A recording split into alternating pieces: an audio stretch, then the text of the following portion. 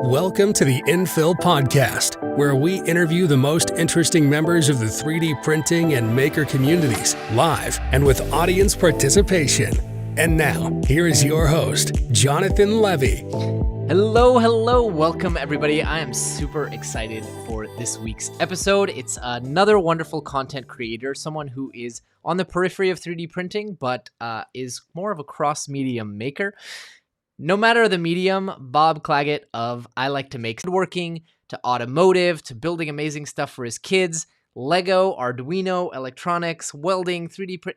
He kind of does everything. I'm really excited to get to know how. Bob, welcome. Thanks for coming on the show. Oh, thanks for having me. You're definitely overselling me there. I don't think so, because I've seen you.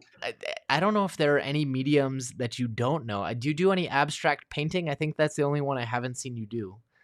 It is so weird that you said that, because literally yesterday I did kind of an abstract painting for the first time, and it was really out of my comfort zone. Sewing is another cool thing that I'm not into. I'd like sewing. Okay. All right, cool. I could get you on some sewing, maybe a little crochet.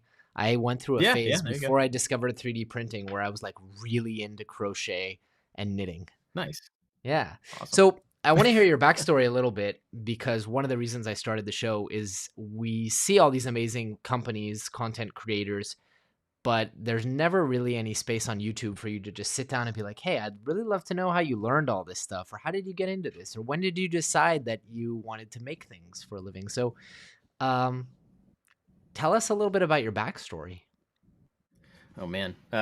Well, I went to art school and I kind of went for computer art stuff, expecting to do computer design, graphic design, things like that.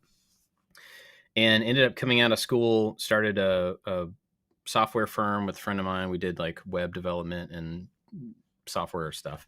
So I did software professionally for about 15 years and was working for Dell, and kind of got tired of just being, at the computer all the time. And so I started making some stuff with my hands again, like I had in school and like I had growing up. And so I started making stuff, and then I had young kids at the time, really young kids.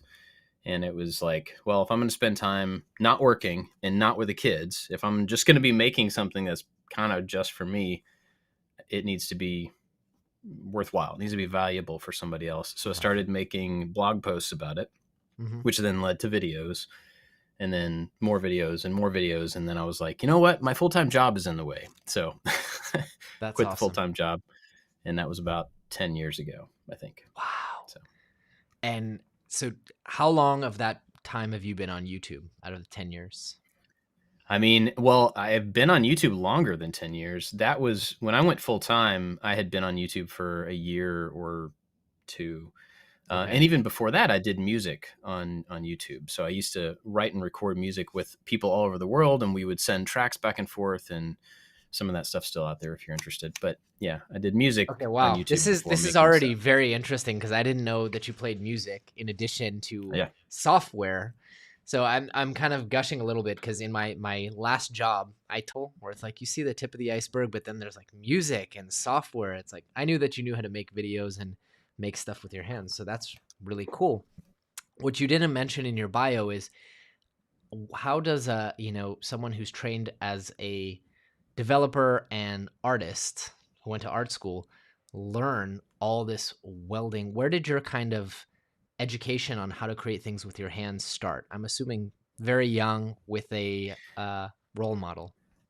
Yeah, kind of. I mean, yes. The specifics of it and the specifics of all the different skills and things that I try, I'm still learning them. Like I'm figuring it out as I go along. I don't have any formal training in any of this stuff at all. Right. I try to let people know I'm not an expert in anything, because that's kind of the point. Like, you don't have to be. I did grow up with my dad, who was very hands-on, had a wood shop, and I didn't do a lot in the shop with him, but growing up, but I saw him. My grandfather, whose house I'm in now, he passed and we bought his house. And so I inherited his space. And so my shop was his shop, which was cool. And I spent a lot of time there watching him. He did all sorts of stuff. He made model airplanes, and he was a painter and made all sorts of stuff. The jack of all. And then my other grandfather, absolutely. My other grandfather was a contractor, and he would build different buildings and lead teams of people making stuff. And so I didn't get a lot of hands-on training with any of the three of them, but all three of them informed kind of just, it's not too hard. Give it a shot. Outlook. And then our family, my entire family, on both sides really have been business owners, entrepreneurs in different ways. And so there's always been this kind of like mentality of it couldn't be that hard. Yeah. Like, give it a shot in everything. And so that, I think, formed me into someone who is willing to not understand things, but still try it and kind of learn along the way, which is now what I do for a living. And yeah, so no formal training in anything. I think that's awesome. And, I love watching the YouTuber woodworkers or the professional engineers who are classically trained and they can do amazing things. But I really gravitate to folks like yourself, myself. There's this guy, Blacktail Studio. I watch a lot of his stuff as well. Not a trained woodworker, just self-taught. And I think it's empowering, right? To watch someone who's like, look, I learned all this myself. And I've seen a number of your videos where you just dive in. You're like, okay, I don't know anything about welding this particular kind of body work on, someone in the audience said, the Carmen Gia. Yeah. And you're like, but I'm going to figure it out. And I'm, and I think that's a much more empowering message than, hey, I'm an engineer and here's how we learned how to do it in school. And I can teach you how to do it too on a YouTube video. Right. I think one of the things that, I started, when I started doing this, one of the things I really wanted to expose were these black boxes in all sorts of creative pursuits. Like there's these black boxes that say like, hey, I'm going to make this thing. And then it just hops ahead 10 steps to like, okay, now we're going to do this part. And we're like, wait, what about the meaty part in there that nobody actually knows how to do, that they don't teach you anywhere? How do you find that out? And so by showing all of the steps or explaining the parts that are just not so obvious, I've always tried to get rid of the black boxes. And because I think when people see, a big problem is just a box of small problems. And if you can see all the small problems, you realize like, oh, like I could do this. I can just do those steps one at a time. And the whole big thing, restoring a car, building a house, they're not impossible. They're just big. So I think it really trying to get people to understand it's a mindset thing, right? Like you used to meet people. I used to meet people who'd be like you just reminded me of this. I dated a girl who'd be like, yeah, my grandfather built this house with his own hands. I'm like, oh, he was a contractor? She's like, no, he came back from World War II. It was expensive. There weren't a lot of contractors. So he just built the house with his bare hands. Wow. And I feel like that used to be an acceptable, and I don't want to say acceptable. That used to be just like a normal range of possibility to look at the world with. And today, we have these boundaries, partly because, there's so many like codes and specs and things if you're going to build a house. But there's no code and spec when you build a bunk bed for your kids, There's generally accepted best practices, but no one's going to fine you. And people don't have that sense of possibility. Well, I think a lot of things are so much more accessible now. At that time, right after World War II, it was difficult to find someone to build you a house. Now you just get on your phone and you search for like, I need somebody to build my house. And you get 1,000 offerings from people who want to like drive the price lower and all that stuff.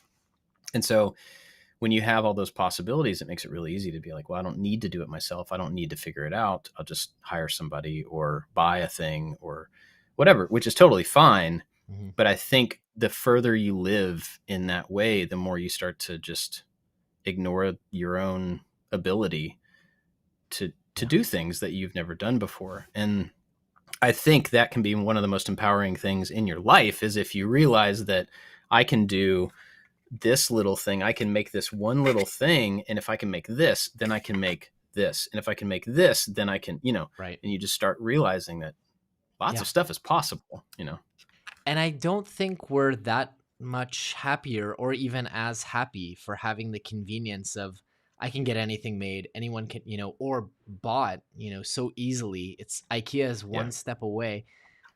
And that's super convenient. It's super convenient. But there is something to be said about what differentiates us as humans is that we create. There are very few animals in nature that create.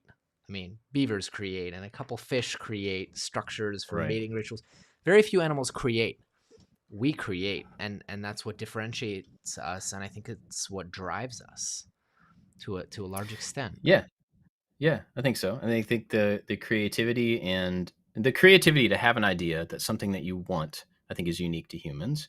Mm-hmm. And then being able to translate that creative desire into some sort of an action plan, skill Right. set, something, uh, that is a muscle to be stretched, you know? Yeah. And I think a lot of times we don't have the incentive to stretch that muscle. But I'm hoping through the maker community and through the way media is now, rather than being an engine for consumption, we are an engine for inspiration to show Yeah. people that, like, you know, it's weird. I would love people to turn off my videos, which is bad for me, but to turn off the video and go make a thing rather than watch more videos about making stuff. It's Funny kind you of a say weird. that, and if it's any comfort to you, I go down these rabbit holes. One of the reasons I've been so into Blacktail Studio now is his videos are all I don't know if you've watched any of his stuff, but it's all voiceover of just beautiful B-roll of him working wood. And so it's not sequential. It doesn't really matter if I zone out.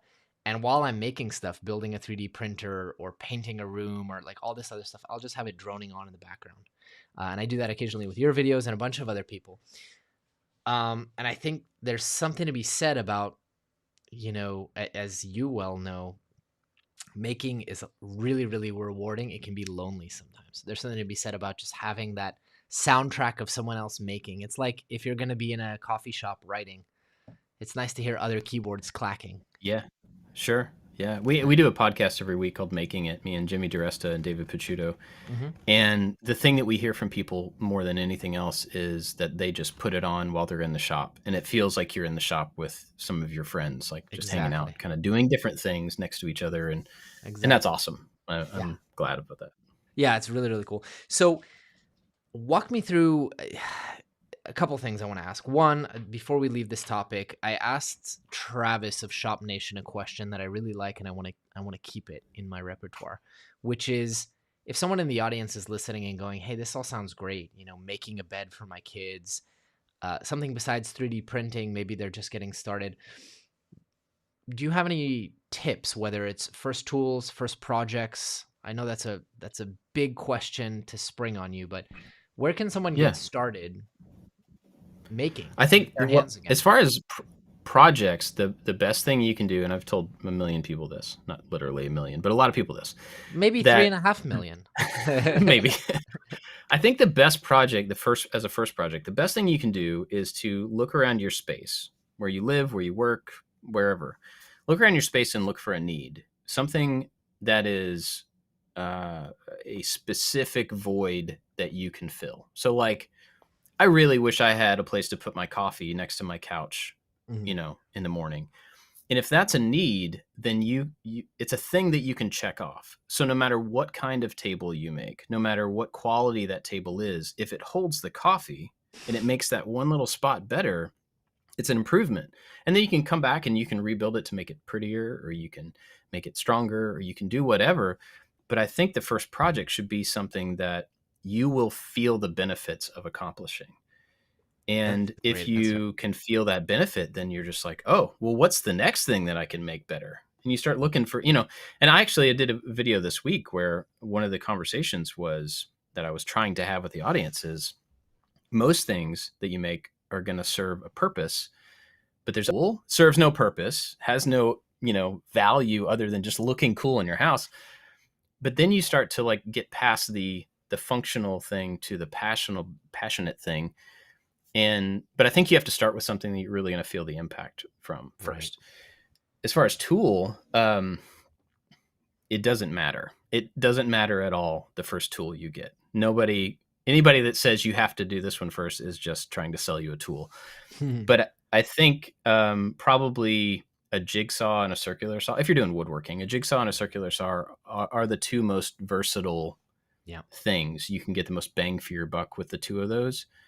But I mean, like a handsaw and a hammer, you know, It you can depends do a where you're lot starting with. from, I suppose. Well, that's true. Yeah. So you can do a lot with very little. I And you can love rent your tools. answer You can because I borrow expected you tools to from be your friends.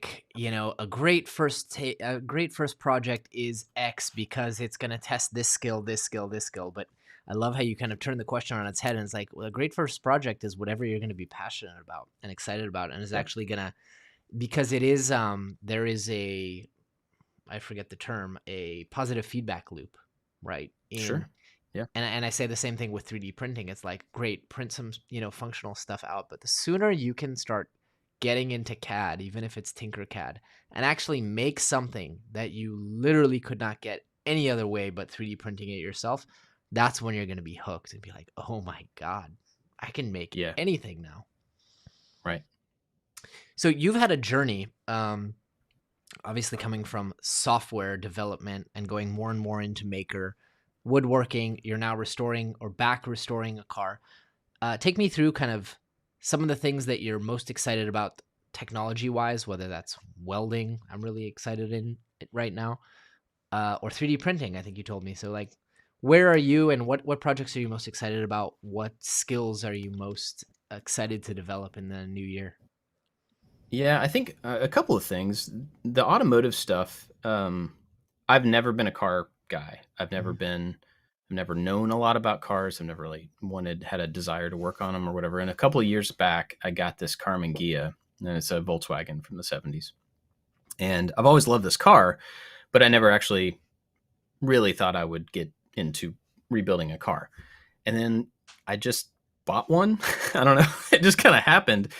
And so then it really, like, I started falling downhill with this thing and just, oh, well, I got to do this. And I got to do this. And it's like faster and faster and more and more. And now I'm just crazy interested in cars, and not every car, but like how they work and how much a single automobile is the culmination of hundreds of people's talents and artistic vision and engineering, and all this stuff goes together to make one thing. And then when that thing breaks down, I get to be the person who has to learn all of those people's disciplines just enough to be able to put it back together. And that's really cool. I was in cars for a long time, and yeah. Sorry, I interrupted you. Go ahead. No, go ahead. I want to know about your cars. Yeah, when I was 16, I started a business selling luxury car parts. Really random, and it grew to be a big business, like a multi-million-dollar retailer of high-end car parts. And I always said, like, I think cars, more than anything, even more than government, it's just this perfect example of thousands or tens of thousands of people collaborating on a global scale from raw materials. It's just like one of the finest expressions of human collaboration. That we're able to get these things on the road, that they are safe enough, that they drive, that they're so reliable. I guess maybe jets would be a little bit more than that, right? Sure. Because that's literally Six Sigma process, but it's wild. So yeah, totally agree with you. Yeah. Do you think so the car stuff has become more interesting in addition to that 3D printing, oddly enough. And I've been printing things for, I don't know, 10 years, 8 years, something like that. And I've always, until about a year ago, always kind of held 3D printing at arm's length. Like, and I think it was about accessibility. I think with what I do for a living, I want things to be accessible to people. I don't want people to just write off something because like, I don't have a printer, or that's not interesting to me, and so I'm just going to ignore it. So I kind of like held it out and only used it when it was the only solution, or, it was kind of like added flair to something. And I'm not sure what changed, but in the last year or so, I've kind of let go of some of that inhibition there and started using lasers and 3D printers in a more kind of standard way. They're becoming more in my toolkit. And so now I'm trying not to look for things to print, but I'm trying to make sure that it is as much a tool that I use as anything else, and not just a thing that's reserved for props and, right, trinkets and stuff like that. I think where it becomes so powerful is in the combination. Like I'll watch these woodworking videos and I'm like, hey, that guy's using a 3D printed router jig. And it's like someone who is not in 3D printing whatsoever, or like, oh, those are 3D printed like shop vac adapters. And there's so many jigs. And I mean, you see a lot of these woodworkers creating custom jigs, right, for all different kinds of things. It's like, well, what if you could print that out of a heat resistant material, that is, for example, melamine sticks to everything unless you put mold release, but PETG doesn't stick to pretty much anything once it's very chemically resistant. So I think it's really cool in combination, using it with welding, using it with woodworking techniques. I wonder, between the Carmen Ghia and the 3D printing, I wonder if part of your gravitation towards these kind of new things, abstract art, as you said, is that you've kind of reached maybe a point of diminishing marginal returns with wood as a medium. Absolutely. I think it's twofold. One, I've hit that point both in medium and I don't know the other word, but like, my house is just about renovated. Yeah. My kids all have beds. We don't need any more end tables, that kind of a situation. Sure. And so there are fewer of those problems to solve. And I think when, I look at automotive stuff and it's like this big open-ended, I know nothing about this. There's so much to learn.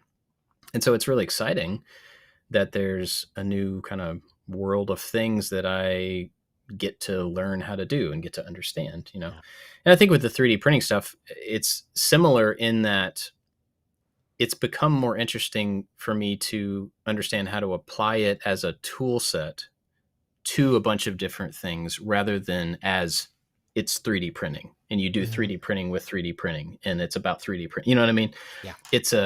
It's like getting a new tool that's in the shop that you use for different projects. Something about my thinking changed a little bit in regard to it.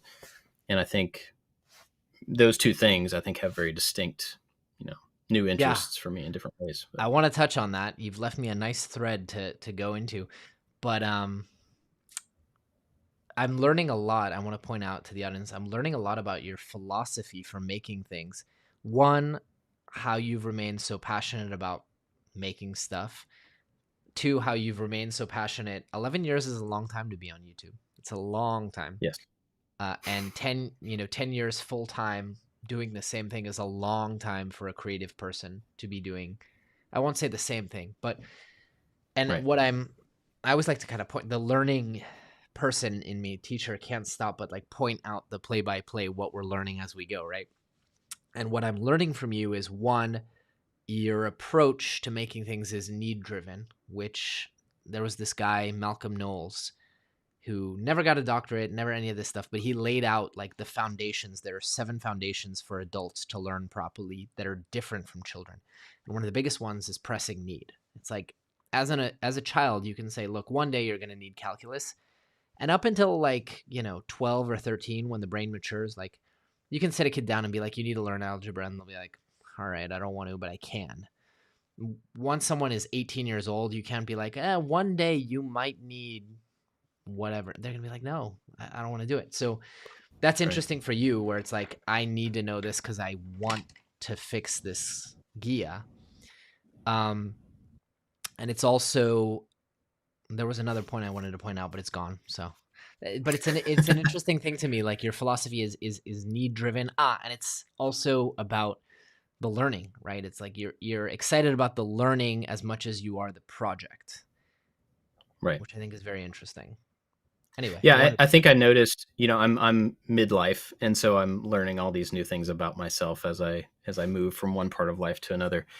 And one of those things is that the experience of doing something it's not a checkbox, but it feels like a step. And so not that I want to learn something to necessarily perfect it or be really good at it or even be able to teach it, but it's like I've added another tool to my tool belt, and I've got another thing, and I'm continuing to add these things because I know at midlife you start to look at all the things that like, I always thought I would do this, I would learn this, I would be this. and you go, that's probably not going to happen for me. And that's okay. You know, I'm not going to be able to do everything that I wanted to do, but there's a lot that I can be in control of, that I can do, that I can still learn and be active in and things like that. So a lot of it is that desire to like grab the stuff that you can grab, have the experiences you can have, learn the things that you can learn, and then, you know, be content with the stuff that you can't. Like, I love that. I'm not going to be a rock star at this point. And that's okay. You know, I can do all this other stuff. So, yeah, well, you might be. I mean, I don't know. Well, it's possible. entirely possible. The brain is surprisingly plastic. But I feel that deep in my bones. I'm also approaching midlife. You can see I got a little bit of this going. And I mentioned this in a video. I just bought my first welder, like simple basic stick welder. Oh, right on. Because I was watching your videos, Colin Firth's videos, all these videos, and I was like, as you said, like, how hard could this be? Like, I don't need like a background check to get a welder. This was like this blew my mind. I was like, I don't need to do like an apprenticeship to own a welder. And I got one, and it was exactly that. It was like, oh, this is going to fix a lot of challenges for me. Like that 3D printing can't and woodworking can't. Like, I have two pieces of metal and I need them to meet one another, and it's so easy now. Right. Really cool. Yeah. Really, really cool. So, okay, let me pull on that thread that you've so generously left for me. What do you think changed about 3D printing recently? Was it a new printer? Was it printers getting faster? What changed for you that made it, okay, this is a legit tool for more than props? I don't know that I have a great answer for that. I did get new printers recently in the last year or so. I got the Bamboo X1C and the Prusa XL, and those two both are just beautiful, like pieces of engineering. The thing that they put out is not perfect, but pretty near perfect on a regular basis. And so, like, I was never one that wanted a project printer where every time you look at it, you have to go back and balance it. I was going to ask. It's just like, no, that's not me. That stuff goes in the garbage for me, or goes to someone else, like, that they can fiddle with. So having those two printers that are just really consistent and don't become work to create with, I think that was part of it. Probably. I think another part of it was I used to have a bigger team at work. We had 5 people full time. And over this last year, they mostly moved on to new things. And so that leaves a lot of the work to be done that was teamwork is now back to me personally, which I love. It's great. I'm enjoying it. But some of the printing, some of the modeling for printing, I do a lot of modeling for furniture, but the modeling for printing, I just didn't have to worry about. And so now it's like something else I get to think about rather than worry about. And so I'm beginning to model with this tool in mind rather than modeling for woodworking or for furniture or for whatever. And so it's taken, 3D modeling, which is something I enjoy and have a lot of experience in, and given it a new kind of outlet. So I think that probably is the biggest reason. New printers are nice, but I think the modeling thing is probably the biggest reason. I love that. I want to dig deeper on that. You lay me a lot of nice threads. I do have to really quickly thank our wonderful sponsor, which I don't have the video. Every week it mutes my microphone when I'm thanking PCBWay for their amazing services. So as you guys know, PCBWay does a whole lot more than just PCBs. They do all types of industrial manufacturing. Bob, do you happen to have a massive MJF 3D printer that prints nylon? I do not. I do not. Do you have an injection molding machine? I don't. I don't either. But the cool thing is neither of us need them, because PCBWay will do that, and they'll do our sheet metal fabrication, and they'll do metal 3D printing and all the technologies that are not accessible to us. I recently, this is a cool story, I went to tour a factory in Israel making amazing, massive 3D printers, like 2 meter by 2 meter FDM 3D printers. And they're doing some really cool stuff that I can't talk about, but like they've innovated some crazy technologies. And I walk in and I see PCBWay boxes there, and I'm like, what's that? And they're like, yeah, it's just faster and easier when we have a prototype to get it metal 3D printed, like for a new extruder design or a new like hot end. We just have PCBWay manufacture it for us. And then once we're ready to scale it, then we make it ourselves. Like, that is a really cool plug. For today's sponsor, PCBWay, link in the description. All right. At Reeds. Right on. Thank you, PCBWay. You guys are awesome. So that's really cool and really, really exciting. 3D modeling, I think, is a really, really important thing. You're a Fusion guy, right? Yes. Yeah. I got nothing on that. But I will ask, okay. How did you get good at 3D modeling? Because you went to art school. So where did that come in? Was that all self-taught? I mean, I went to art school in the 90s. So right. the 3D That's modeling what I'm saying. software You didn't learn Fusion in art school. No. Yeah, I learned Softimage and Lightwave and things that maybe exist now. I don't even know if they exist anymore. And that was all for visual effects. That was what I learned back then. Totally different. So basically, when I got into doing furniture in the last, several years, started with SketchUp because it was a known factor at that point, 10 years ago, whatever. And I did a few projects in SketchUp, and I learned it as I went. And I made an arcade cabinet, and I finished the arcade cabinet, got it, had to make a change, and went back to make a change, and the entire thing just exploded. The model just everything went wrong. And I had spent so much time on my first big 3D modeling thing on this arcade that was going to be like a big project. It was like 3 videos. It was a big deal. And I got so irritated with that process, making a change, and the whole thing exploded. So jump forward a few years later, I hear about Fusion and the parametric side of things, and started learning that and realized that, if you build this thing right, you can change anything, and it knows what you mean. And it changing. And that was the thing that really got me like, oh, okay. All right. This, big light bulbs going off. Yep. So I dove in, started learning, and I mean, I'm still learning, but I ended up making an online course to teach people how to use Fusion, because that parametric thing was so eye-opening to me. I wanted other people to realize that was a thing and just teach them the basics of it. So, yeah. So that's right. You have a course, Fusion for Makers, which is really, really cool.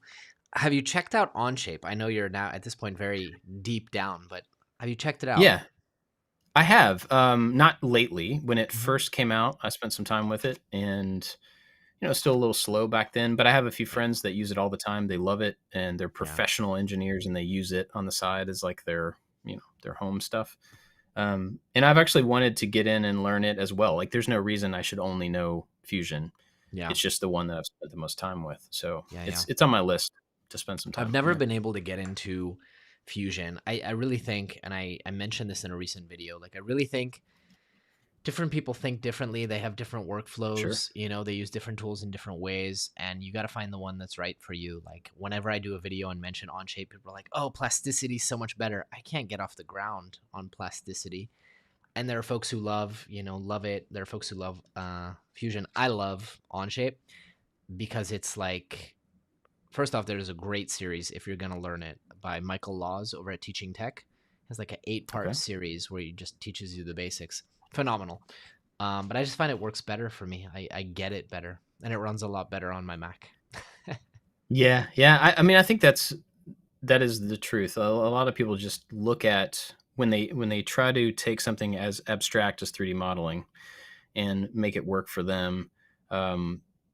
It's going to work very differently. I know a few people who do what I do, but they use Blender, which to me feels like, I'm going to use this spoon to cut this steak. I mean, it just feels like a totally different thing. But for them, it's the perfect fit of how they think and what they need to accomplish. And, I did a video on why I was leaving Blender for Onshape for my 3D printing parametric, design needs. And people, like, every comment at this point, and it's hit, I don't know, 500,000 views. Every comment is like, are you going to leave your iPhone for a Ferrari? Like, two things that are not at all, as you said, totally like cut a steak with a spoon. And it's like, but that's the thing, is when I got into 3D when I got into 3D printing and I searched YouTube best, design software for 3D printing, it was all Blender. Install this, upgrade this mod, this, that, the other. Sure. And it's like, it's not, I mean, it can do that, but it's not what it's for.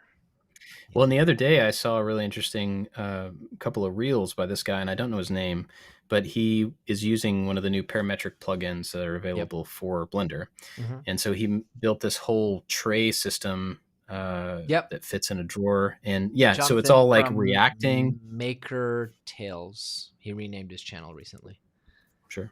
But it was eye-opening. I was like, wow, okay, Blender has moved in a direction I did not expect, and that's pretty awesome. So that's his software. It's called CAD Sketch. Oh, okay. Yeah, that's his thing, and I've never played with it, but that's his whole thing. And his channel started out as like educating people how to use Blender for parametric modeling and stuff like that.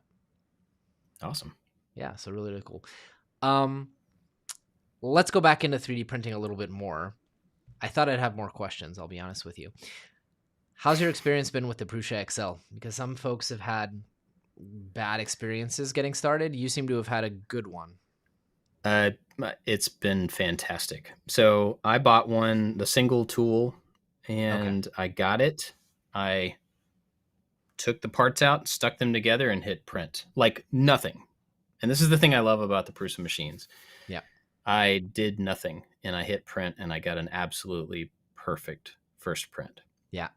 And that just blows my mind that's possible on any machine these days, you know? So I've had great success with it. And then I ended up getting a 5 tool recently. So I have 2 XLs, and they both are the ones that I pretty much go to anytime that, you know, they're my first step. Really? Above the bamboos. Yep. And the bamboo has been great. But just having the volume is ridiculous. I mean, my son wanted a Halo helmet the other day, and I was like, for the first time, I thought I could just print the helmet, not 300 pieces of a helmet. I can just print the helmet. And I did. And it took a day and a half, and it was done, and it's perfect. And like, okay. Oh, that's so rad. I mean, the bamboos, if definitely for a kid, you can fit it on the bamboos, but I've got a Voron that's 350 by 350, and that's like a and just today I got rid of the Comgo T500 because it was just taking up too much space, and I had a pre-production unit. But it's like, once you realize, like, I could print this chair, like it prints 500 by 500 by 500, like I could just print the chair. I don't pay for filament, I'll be honest. You know, it's going to be easier and cheaper to just print anything I want. Yeah. That's really cool. It's pretty wild, and the XL has been great for that. Having 2 of them is bonkers. Like, I desperately want one. I literally just yesterday emailed Joe. I was like, all right, Joe, let's talk. Like, how are we going to work this custom situation in Israel to make this happen? Because it would cost me 10 grand by the time I got it here, I think. Oh, wow. It's good, but I don't know if it's 10 grand good, you know? Sure. Yeah. Right. Yeah. But it's actually very surprising to me to hear that it's your go-to. Like, usually that's one of my kind of rapid fire questions is like, if you need something to print and you need it to work the first time, what's the printer you go to? Everyone says X1 Carbon. I mean, there's no reason that I wouldn't, you know, it's just, I think honestly, it's the first machine of theirs that I've ever used. And I've had 6 Prusa machines or something like that, maybe more than that. And so in my mind, every, you know, the Mini, the Mark III, the resin printers, everything has worked. I've had a few exceptions where I've totally screwed something up and had to rebuild something or whatever, but they've always been pretty bomb proof. And so I think just the track record of the brand, it, 100%. You know, yeah. Well, and I don't know if you saw the video they put out yesterday, like Prusa in 2024, they did a full factory tour, 28 minutes of just like jaw on the table. Like, they've gotten a lot bigger since the video they did in 2017. And it's insane. Like, they're going through, for not selling filament. I mean, go watch the video, folks. But they're going through, just for their own print farm and the stuff they're printing, 6 tons of filament a month. Whoa. Yeah. So think like, he gave some number. It's like 6 million print hours per month.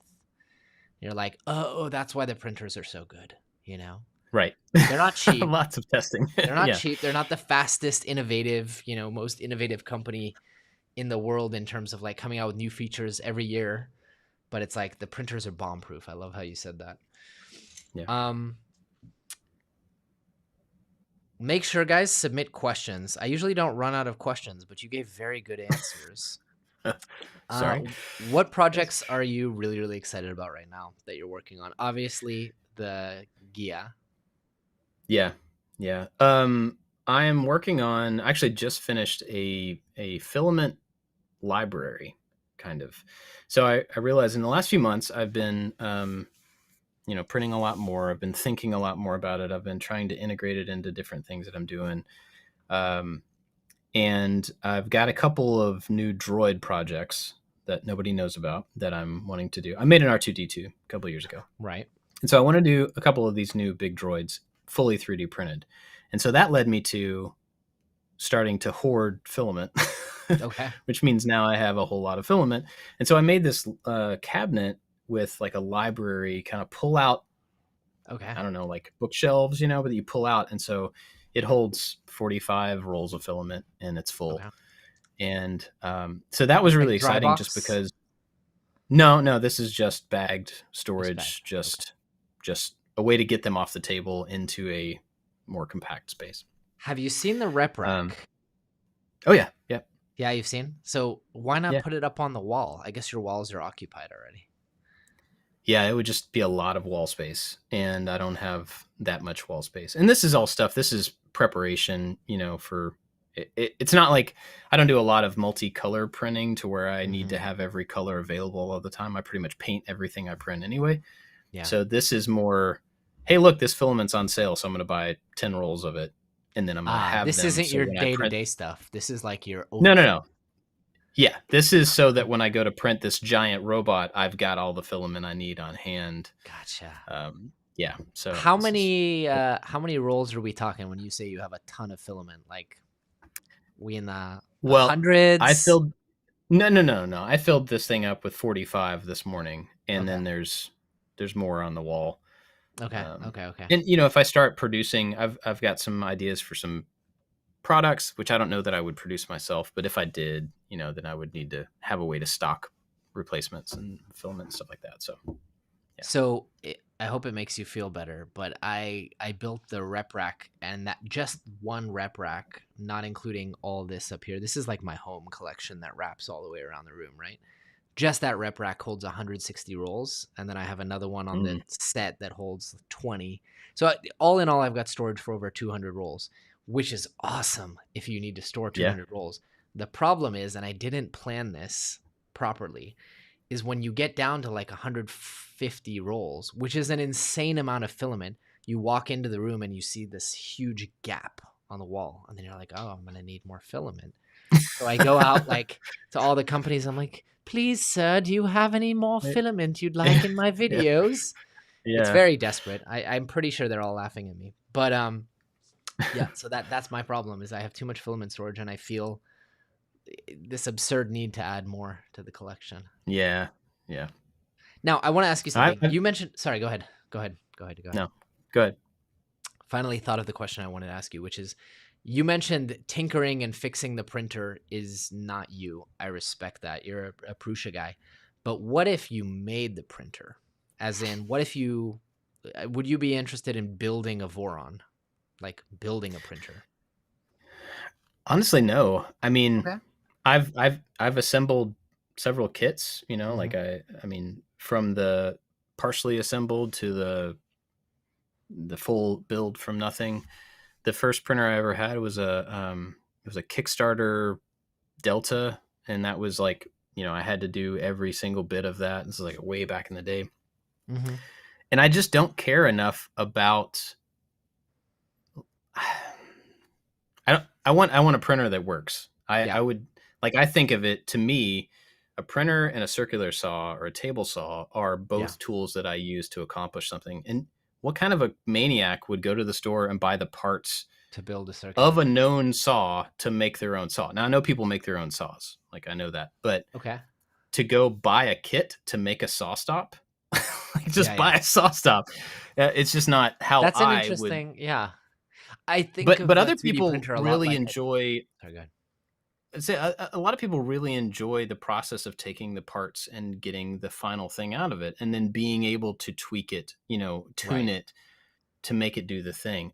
I can totally understand that, because I work that way in other things. But when it comes to printers, to me, I would really honestly prefer to take something out of the box and set it there and then tell it to do something, and it does it like it's supposed to. That's the way I think That's of interesting. printers. I think it's like a frame of mind, because I think of a 3D printer like a car. A car is a tool for most people. 90% of people, a car is a tool for getting from A to B, maybe hauling some stuff.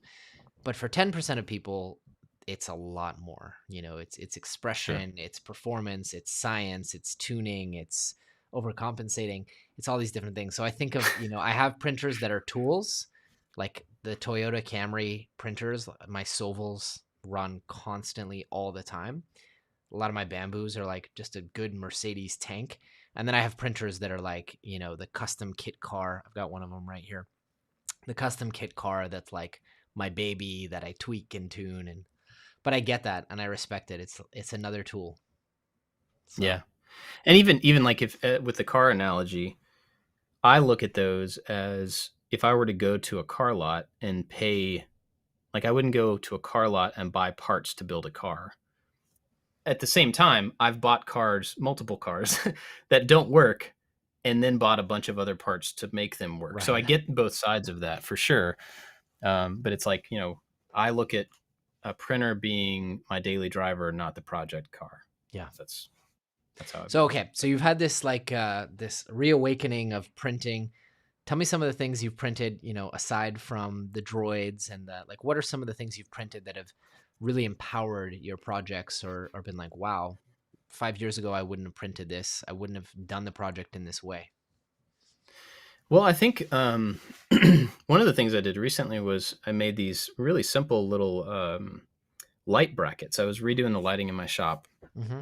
And so I wanted to have a way to mount these lights up in between the joists. And there's a million ways you could do this. You could do this without printing. I tried to make that point in the video, but everybody still thought I was just looking for a reason to print. Yeah. But it was more of an engineering problem, like what can I design to be able to put the lights in the way that I want them to be. And so I made these brackets that would span joist spaces that are different sizes. And so that was a very functional, flexible way to use printing. And as soon as I finished the video, I realized like there's a totally better way to do this. And so I modeled and printed a different kind of bracket, totally different, that's way more flexible and can use in a bunch of different situations. And it wasn't part of the video, but it was really exciting to be like in the shower and go, wait, it's a better idea. And so like, did this thing out of video. And it was awesome. Just better. I think I play with Lego a lot. Yeah. It's my wind down time at night. I'll build a set, and setting in front of the TV has been always frustrating to like not have, it's difficult to like have a bunch of pieces. And so I started designing these. I know there's a bunch of different trays out there, but I started designing my own set of trays with built-in dividers and kind of nesting trays so that I could pour bags of Lego in and separate out pieces if I need to and whatever. And so, part of my fusion thing that I really enjoy doing is making things parametric. So I started building these trays that you can scale, and then it will automatically make sub trays that can be printed and put in them. And that's cool. And I've told a few people about these, and they're like, "Yeah, but don't you know about the Gridfinity? And don't you know about this?" And so literally going to ask. I'm like, "Yes, I know, but the channel is called I Like to Make Stuff, not I like to necessarily print other people's stuff or buy things, or So I've been enjoying just trying to come up with a way to, make a little thing that works in a situation like that. I want to show that on screen. What's your handle on printables, or have you not uploaded it yet? I have not uploaded anything. Okay. I typically don't. Not for any reason. I just no. See, that's one thing that I don't know like how in the 3D printing space you are, because on the one hand you're like, yeah, I know Gridfinity, RepRack, and then on the other hand you're like, I don't upload things on print. So like, it's funny. I was chatting yesterday with Clow42, who has like a machining YouTube channel that's gotten sucked into 3D printing, and it's like a lot of folks like yourself are like, we have these overlaps, but like I never know if I can be like, hey, did you see the new FL Sun S1? And you'd probably be like, no, dude, I have a making stuff YouTube channel, not Yeah. So it's a great community on printables. Upload your stuff on printables. Just because it's really, really cool way for your fans to make unless you want to sell them, but now you can sell them on printables. It's a cool way for people. I always make all kinds of stuff, and at the end of the video, it's like, hey, just click the link in the description. You can make your own. It's kind of cool. Yeah. Yeah. I think one of the reasons I've never really done that is the, I don't know, completionist or something. Like I've designed several things and I'm like, yeah, but it's not quite like, I don't know that I would give it to anybody because there's not really, it's not going to print a button for that. There's literally a button called like work in progress. And I'm convinced that Thingiverse originally started it, but I'm convinced that all these different file sharing websites put it up exactly for that reason. Because folks like you and me are like, it's never perfect. Yeah.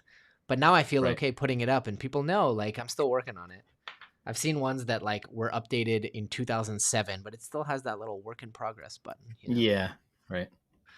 So I think in what I've done professionally, when I release things or sell things, plans and files and things like that, there's a certain level of like it's got to be finished enough to be sellable. Yeah. Because otherwise I have to maintain it. I have to like give support for it and things.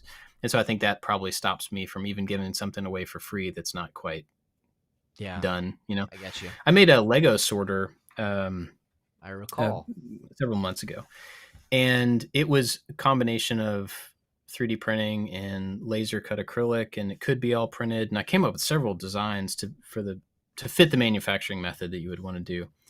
And it's like probably 90%, but there's a couple of little things that they're not ready. I wouldn't want someone to make it and then find this failure and then be like, why did you put something out that's going to fail? It's not quite done. But then at the same time, I can't prioritize doing that extra 10% to get it really out of the way. So especially once the video's out for it, it's like, like I got to move on to the next thing. Exactly. I came to the conclusion this week. I was like, if I need to fix a printer and it's more than 10 minutes and it's not one of my like babies that I built, or the best printer I currently own, it's out the door, because I'm in the business of making engaging content about 3D printers. There's nothing less engaging than here's how I'm fixing this printer that none of you own, that's not even available anymore. It's like no one's gonna watch that. Yeah. So it's better to just get it out the door. Get it out the door to a local subscriber. What's the most involved 3D printing project you've done, or the biggest 3D printing project you've done? It's got to be that. Right. Right behind me. This is a Shore Trooper from Rogue One, and it's probably 95% printed. There's a little bit of foam work in it, but most of it's printed. And that took me, I don't know, several years, because it was not something I did for videos. Really, it was like live streams, and I'd print a bunch and finish a bunch and print the next thing. And it's by far the biggest, most complex thing I printed, because it has a bunch of different armor parts. It's got the rifle, and it took a really long time. And honestly, I've never even put it all on at one time. Like it's finished. It's finished enough to be on that stand. But it was an example of one of those things I wanted to have done, but I don't actually care about having. Right. You know what I mean? Like, how many I'm not kilos wear is it that, around. do you think? Have you weighed it? I have not. I don't know. I kind of don't want to know. I would bet that's like, I don't know, 10, 15 kilos of, I don't know how solid it is, but that's a lot of printing. It's not super solid, but I mean, it's relatively thin. It's probably that much or more. Yeah. My goodness. Okay. I have a question for you here, because you have, as you said, kind of done all the end tables that your house needs, right? And conversely, there are so many medium you work with, right? You weld a little, and you do now auto body work, and you do woodworking and 3D printing. How are you deciding on your projects and therefore your videos going forward? Walk me through like that creative process, and And specifically, I also want to understand like how you're still excited to do this so long in. We talked about it a little bit earlier, but like, I mean, I've seen you like making beds for kids of friends at this point. So like, Yeah. what's your process for what's next? Well, these days, I have this running list of project ideas that I've been accumulating the entire time I've been doing this. And earlier in the year, I stopped looking at that list because I realized that most of the things on that list were a past version. They were written down by a past version of me. And I mean, personally, I've gone through a lot of change in the last couple of years. My kids have changed a lot in the last couple of years. My life is different than it was 5-10 years ago. And so I just kind of set that list aside and started fresh. And the things that are interesting to me today and next week are different, and they're just not going to be the things that would have been on that list. And so I started writing those things down, and it's given me a different kind of trajectory. It's the same stuff. It's the same idea. It's the same intent for making the videos, but the stuff is modern to me. It's right now, Bob. And so I think that kind of having a cutoff and then a reset with that stuff has been a big part of it. I've also started looking at more present needs to like my family. So my kids are getting older. They're teenagers now. And, in a effort to try to keep them to know where they are and what they're doing, we're taking our basement and completely renovating our basement. A few years ago, that was a hassle. It didn't serve a purpose because the kids were always in front of the TV or outside, and that was it. Now we want a place for them to be kids, not in front of the parents, but in a safe space, in a known space. And so I'm like trying to make part of our house for them, informed by them, which is something I just couldn't do a few years ago. And so I brought all the kids down and said, okay, I want to do this area for you. What do you want it to be? That's a totally different set of input than I would have given, from my own experience and my own father, like point of view and everything. So I'm trying to do stuff like that, that is outside of me a little bit more. My wife is an amateur potter. And so I'm looking ahead over the next year about making her a pottery studio, something I know nothing about. It's none of my business. I'm not going to be in it. I'm not going to be doing it, but I want to know what she needs so that I can use what I've been given and the things that I've accumulated to like make that thing for her. So I don't know if that's maybe an over explanation for all of that. Great answer. But I promised you earlier before we hit record that if I ask you hard questions, I have no malicious intent, but I want to ask you a hard question, which is, sure. And I mean this lovingly, and I ask this as a content creator. Like, those are two very generous, wonderful things of turning from, okay, like, how can I make for others? If, you sold a software company for $100 million, but you never did the YouTube thing. So money's off the table, right, of like income. Do you think you would do that for fun, for the enjoyment, for the satisfaction of your kids having that space? Or is it a big part of the decision is like, okay, content, got to make content. This is my job. Yes and yes. I think the prospect of being able to do that room without making content is like exciting. Like, oh man, if I had the money to not show anybody what I was doing, I would do it. Oh, that'd be so great. That'd be so awesome. But the flip side of that is I get to make content about something that I'm going to do anyway. I get to show people. Pay me to do a project that I want to do.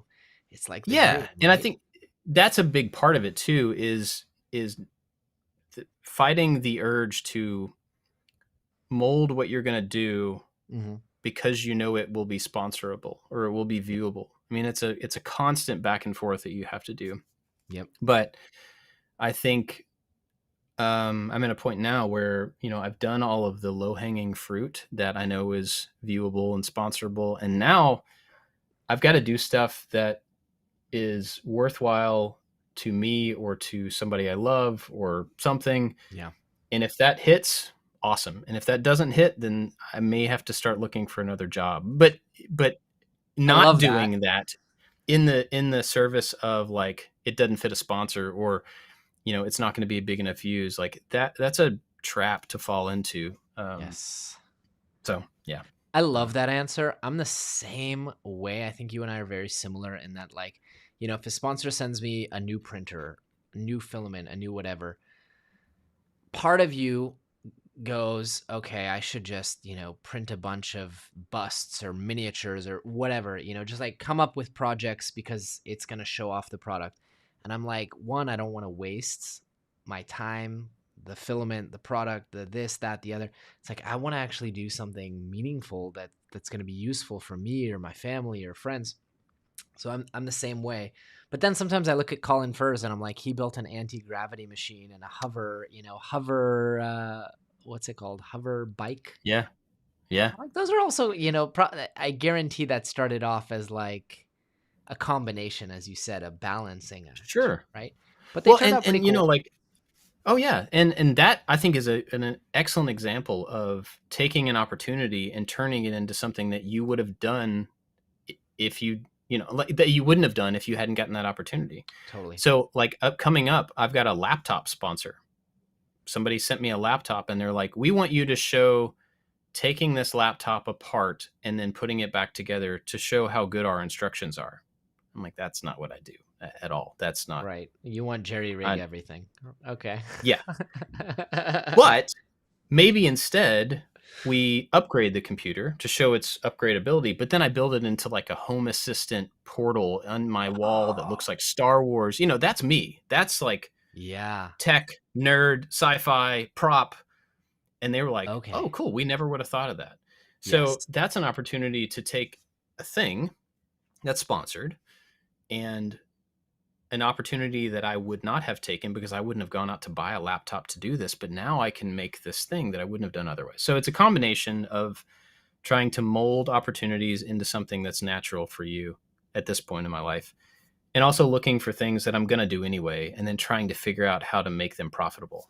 That's my biggest takeaway from you so far, Bob, is just like search for needs and things you actually want to build. Not just if you're a content creator. I think if you're a content creator, this is why, if I can psychoanalyze you from the hour that I've known you, but this is why you're still passionate about this. It seems you're still passionate about this 11 years in, but also just as a maker, like, you're going to get really, really sick of making stuff if you're always just, printing little baubles. Unless baubles are your thing, right? If you're a tabletop gamer, you're going to love it.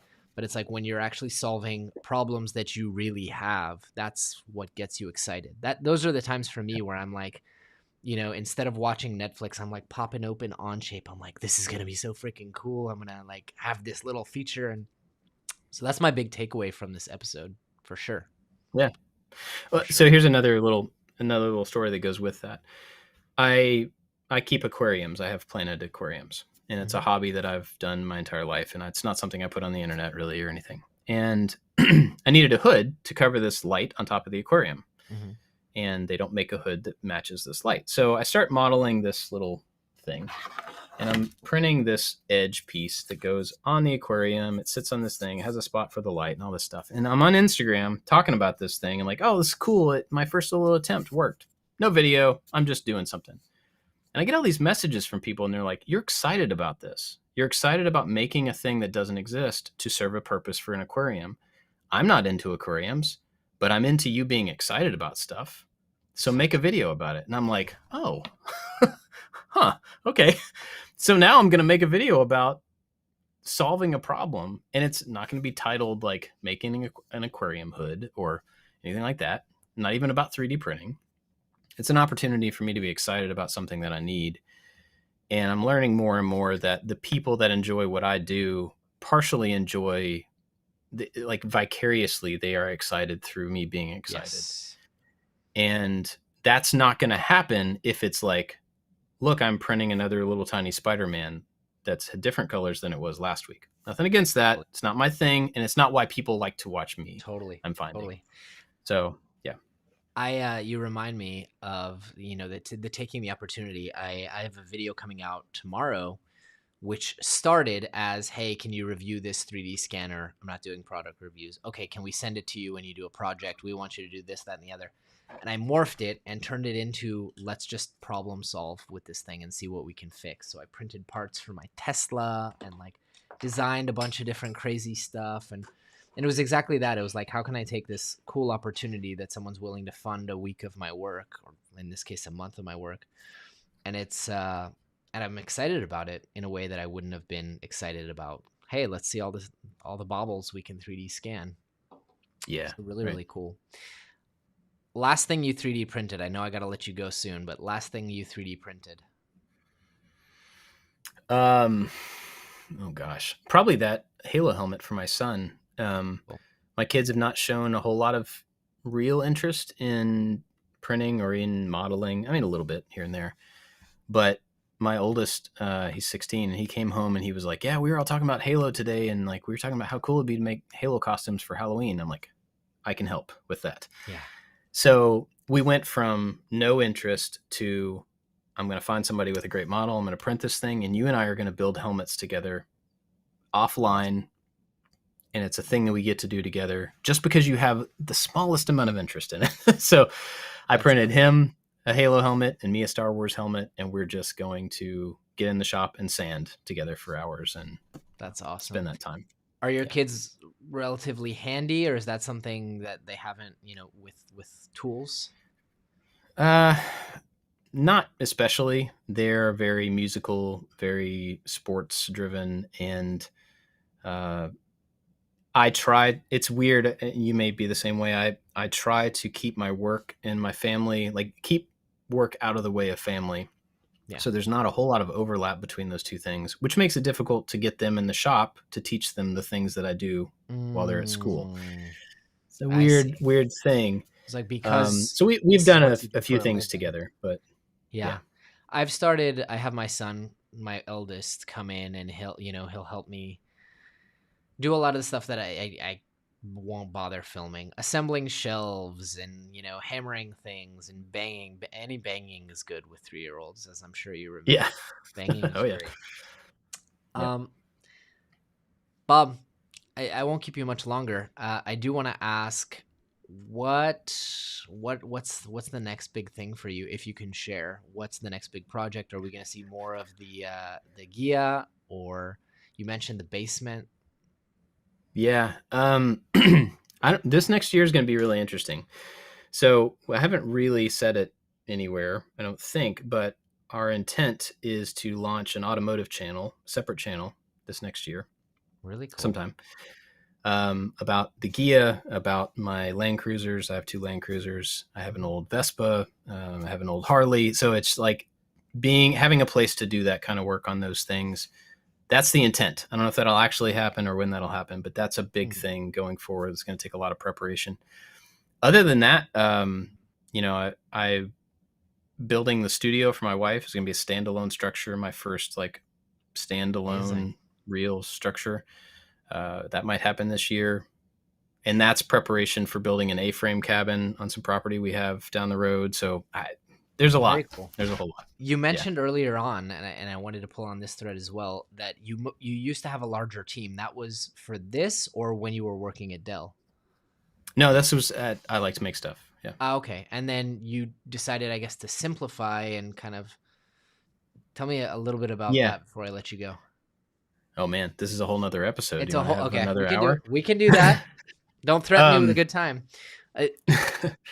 Well, the short version is over the last several years, we grew the team for, we had somebody shooting, we had somebody doing project manager, we brought on somebody to do marketing.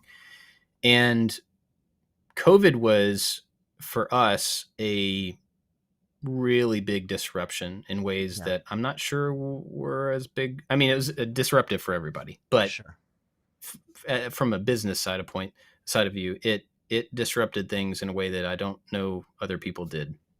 And so it got to where over the last couple of years, it just was getting harder and harder to justify the amount of output that I was putting out for financially versus the amount of creative stuff I was able to do and everything like that. It was really imbalanced, and it was taking a toll on me mentally and emotionally. And so in the last year, it kind of just came to a head, and long and short of it is all my friends, they're still my friends. We're actually going out and hanging out tomorrow night, but they all were able to find new jobs, move on to new opportunities that were honestly probably better for them in the long run. And it also simplified the responsibility for me personally. And that has been, and I said this on Making It on our other podcast the other day, I love those people. I love what I got to do with them, but them moving on and releasing me from responsibility, that level of responsibility, has been the thing that saved my heart. It's been like, it renewed a lot for me. So it's been a big year of change. It's been a big year of grief and loss and growth and all of that stuff. But I feel better now than I did for a really long time. So thank you for sharing that. I'm sorry I left that to the last minute of the call, but I'll tell you, same exact experience in also a creator business, in my memory training business. Same exact experience. 2 out of 5 employees during COVID, found better opportunities for more growth in it. Same sense of, a little bit of sorrow, but a lot of relief. So there was a quote that someone said to me, a business coach said to me, as COVID started relieving, lightening up, and it stuck with me. And I think it's a lesson for anything, especially now, the situation in Israel and all the craziness. In the rush to get back to normal, take time to consider which parts of normal are actually worth going back to. I was like, ooh, that's good. Yeah. And that was it. It was like, is the normal of needing to worry about 5 people's, putting bread on the table, is that a normal that I want to go back to? Or am I happy just with a team of 3? Yeah. Pretty happy with the team of 3. Yeah. Bob, you've already threatened me with a good time for another episode, so I will let you go. But I really want to say I super appreciate your time. I can tell you and I are on a similar wavelength. I love your content. I learned a lot. Thanks for coming on. Well, thanks for having me. This was great. I appreciate it. Give us like shameless plug. There's the Fusion course. There's obviously the YouTube channel, podcast. What are all the links I need to put in the description? I like to make stuff.com. It's got everything. It's got links to the show and to the courses and everything. Yep. Awesome. You make my life easy. All right, my friend. Thanks for coming on. Thanks.